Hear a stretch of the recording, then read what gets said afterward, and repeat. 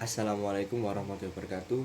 Perkenalkan, kami dari kelompok 7 akan membahas hasil diskusi dari kelompok kami, yaitu tentang manajemen keuangan pendidikan pada MISD. Perkenalkan, saya Mazaya Muhammad Asy'ari Yahya. Dan perkenalkan, nama saya Muhammad Alvin Nasri Astiki dengan NIM terakhir 102. Perkenalkan, nama saya Nabila Naswa. Sebelum membahas lebih dalam, ada yang tahu apa sih arti dari manajemen? Jadi, pengertian manajemen sendiri adalah sebuah pengaturan yang di dalamnya memerlukan perencanaan atau planning, pengorganisasian, penggiatan, dan pengawasan. Jadi, pengertian manajemen keuangan pendidikan MISD adalah sebuah tindakan pengorganisasian keuangan yang meliputi pencatatan, perencanaan atau planning, pelaksanaan, pertanggungjawaban, dan pelaporan di sebuah instansi pendidikan MI atau SD. Baik, selanjutnya ada tujuan manajemen keuangan MISD. Yang pertama, untuk meningkatkan efektivitas dan efisiensi penggunaan keuangan di sekolah. Yang kedua, untuk meningkatkan akuntabilitas atau rasa pertanggungjawaban dan rasa transparansi keuangan di sekolah. Yang ketiga, untuk meminimalisir penyalahgunaan anggaran di sekolah. Selanjutnya ada ruang lingkup manajemen keuangan pendidikan di MI atau SD. Dalam ruang lingkup ini terbagi atas beberapa hal. Yang pertama ada penyusunan atau perencanaan anggaran, di mana proses ini merupakan proses perencanaan operasional yang menggambarkan secara kuantitatif dalam bentuk nilai uang yang akan digunakan sebagai panduan oleh lembaga pendidikan selama periode waktu tertentu. Secara umum terdapat 3 sumber dana utama untuk lembaga pendidikan, yaitu yang pertama dari pemerintah daerah maupun pemerintah pusat, orang tua atau peserta didik, dan juga masyarakat. Dalam proses penyusunan ini berupaya untuk merencanakan sumber dana yang diperlukan guna mendukung kegiatan pendidikan dan juga mencapai tujuan pendidikan di lembaga tersebut.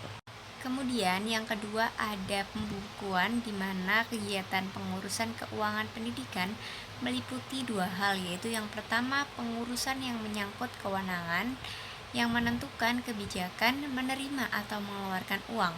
Pengurusan ini dikenal dengan istilah pengurusan ketatausahaan.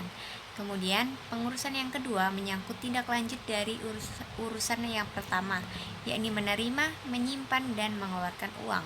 Pengurusan ini tidak menyangkut kewenangan menentukan, tetapi hanya melaksanakan, dan dikenal dengan istilah pengurusan bendaharawan. Yang ketiga ada pemeriksaan atau sebagai pengevaluasian bahan bukti tentang informasi yang dapat diukur mengenai suatu entitas ekonomi yang dilakukan seseorang yang berkompeten dan independen untuk dapat melaporkan kesesuaian informasi yang dimaksud dengan kriteria-kriteria yang telah ditetapkan.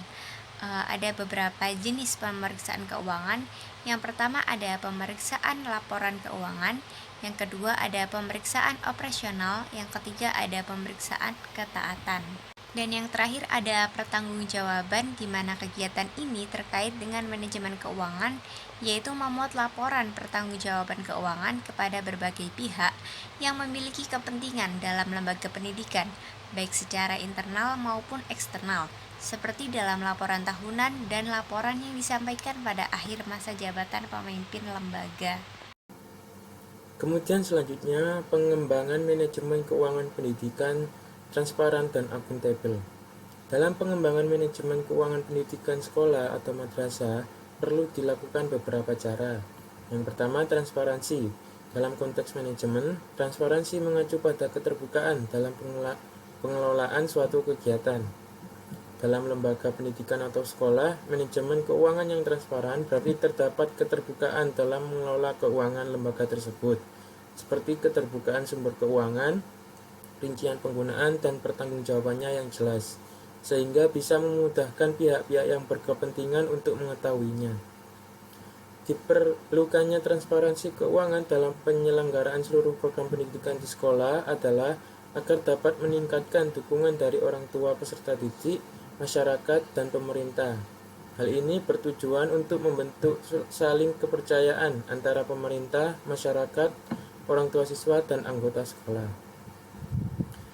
Kemudian yang kedua ada akuntabel. Akuntabilitas dalam manajemen keuangan merujuk pada kemampuan seseorang untuk dinilai oleh pihak lain berdasarkan seberapa baik mereka menjalankan tugas-tugas yang menjadi tanggung jawab mereka dalam mencapai tujuan tertentu, termasuk pengelolaan dana sekolah. Cukup sekian dari kelompok kami, kurang lebihnya mohon maaf. Assalamualaikum warahmatullahi wabarakatuh.